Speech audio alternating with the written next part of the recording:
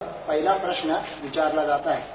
लेखीचं नाही. जर आपण व्हिडिओ शूटिंग करणार असाल तर लेखी देण्याचा प्रश्न कुठं होतो? तुम्ही मला प्रश्न विचारा, त्याचं उत्तर मी देईन. श्री नरेंद्र महाराज विश्वस्त असलेल्या नरेंद्र महाराज ट्रस्ट नाणीच यातर्फे नरेंद्र लीलामृत हे पुस्तक महाराजांच्या पत्नी सौ सुप्रिया सर्वे यांनी प्रकाशित केले आहे. त्यामुळे ते अधिकृत मानता येते. या पुस्तकातील प्रस्तावनेच्या पहिल्याच ओळीत नरेंद्र महाराज हे गजानन महाराजांचे नवा अवतार आहेत असा उल्लेख आहे.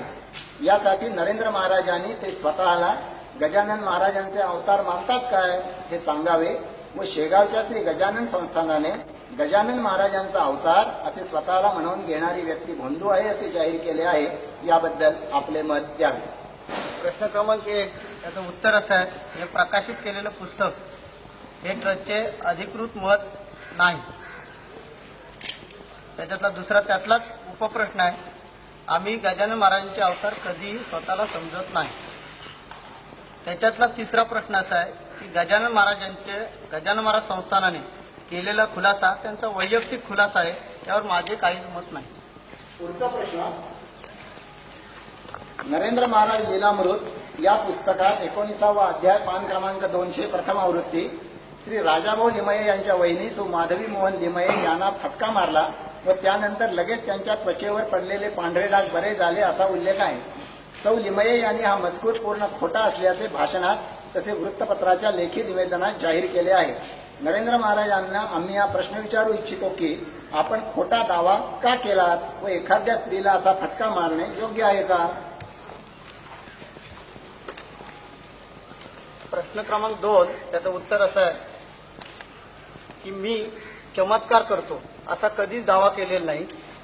लिमे वहिनींना मी फटका कधी मारलेला नाही. लीलामृत हे अनेक लोकांना आलेल्या अनुभूतीचे ते कथानक आहे. प्रश्न क्रमांक 3, नरेंद्र महाराज लीलामृतात श्री पांडुरंग पेंढारी यांची भावजय व श्री सुभाष कदम यांचे नातेवाईक मृत झाल्यानंतर महाराजांनी पुन्हा जिवंत केल्याचा उल्लेख आहे. अध्याय 2 पान क्रमांक 14 व अध्याय 9 पान क्रमांक 79 आवृत्ती 1. सदरहू व्यक्ती मृत होत्या असे तज्ञ डॉक्टरांनी तपासून जाहीर केले व नंतर नरेंद्र महाराजांनी त्या व्यक्तींना जिवंत केले. याबाबतचा कोणताही पुरावा समितीने वारंवार मागूनही 2 वर्षात सादर केला गेला नाही. आजही या बैठकीत नरेंद्र महाराजांनी हा पुरावा न दिल्यास त्यांचा हा दावा पूर्णतः खोटा आहे असे समितीचे मत आहे. यावर नरेंद्र महाराज काय सांगू इच्छितात? प्रश्न क्रमांक 3 विचारला ना तुम्ही? प्रश्न क्रमांक 3 या प्रश्नाचं उत्तर प्रश्न क्रमांक 2 ला जे आम्ही उत्तर दिले तेच आहे. आणि हा जो दावा आहे हा आम्ही केलेला नाही आहे आणि त्यामुळे त्याचा पुरावा देण्याचा प्रश्न उद्भवत नाही. प्रश्न क्रमांक 4, नाणीज येथील सुनंदा द भागवत तसेच मेरवी येथील गीता राठे यांच्या डोक्यावर ते पूर्ण केस गेले व नरेंद्र महाराजांच्या कृपाप्रसादाने पहिल्या स्त्रीला 3 दिवसात व दुसरीला 7 वाऱ्या केल्यावर केस येऊ लागले असे नरेंद्र लीलामृतांच्या 5व्या अध्यायात म्हटले आहे. पान क्रमांक 42-43 आवृत्ती 1. याबाबत आम्ही नरेंद्र महाराजांना टक्कल पडलेली 5 माणसे देऊ इच्छितो. त्यांना महाराजांच्या कृपाप्रसादाने 3 दिवसात अथवा 7 वाऱ्या केल्यानंतर नरेंद्र लीलामृतात लिहिल्याप्रमाणे विधभर केस आल्यास समिती महाराजांचे शिष्यत्व पत्करेल. परंतु तसे न झाल्यास महाराजांनी दिशाभूल केल्याबद्दल सर्व लोकांची माफी मागावयास हवी. याबद्दल नरेंद्र महाराजांचे काय म्हणणे आहे? महाराजावर श्रद्धा असणाऱ्या व्यक्तींनाच चमत्कारांचा अनुभव येतो असे मत असल्यास याच बैठकीत टक्कल असलेल्या 5 भक्तांची नावे द्यावीत. त्यांच्या डोक्यावर महाराजांच्या अनुग्रहाने 15 दिवसात केस येतील असे करावे. अन्यथा अशा चमत्कारांच्या कथाद्वारे लोकांची दिशाभूल करतो हे नरेंद्र महाराजांनी मान्य करावे. यावर त्यांचे काय म्हणणे आहे?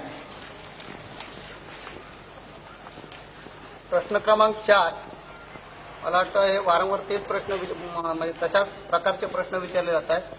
प्रश्न क्रमांक 2 आणि प्रश्न क्रमांक 3 याचं जे उत्तर दिले तेच उत्तर प्रश्न क्रमांक 4चं आहे आणि त्यामुळे मी माफी मागावी हा प्रश्नच उद्भवत नाही. मी दावाच करत नाही. प्रश्न क्रमांक 5, सर्पाचे विष चढणार नाही असा मंत्र नरेंद्र महाराजांच्याकडे आहे आणि तो त्यांनी अरविंद पंडित यांना दिला असा 18व्या अध्यायात उल्लेख आहे. पान क्रमांक 181 आवृत्ती 1. या सामर्थ्याचे जाहीर प्रदर्शन करावे अशी महाराजांना भक्त त्यांनी निवडावे. समिती विषारी सर्प आणेल, सर्पाच्या पिंजऱ्यात हात घालून भक्तांनी सर्पाचा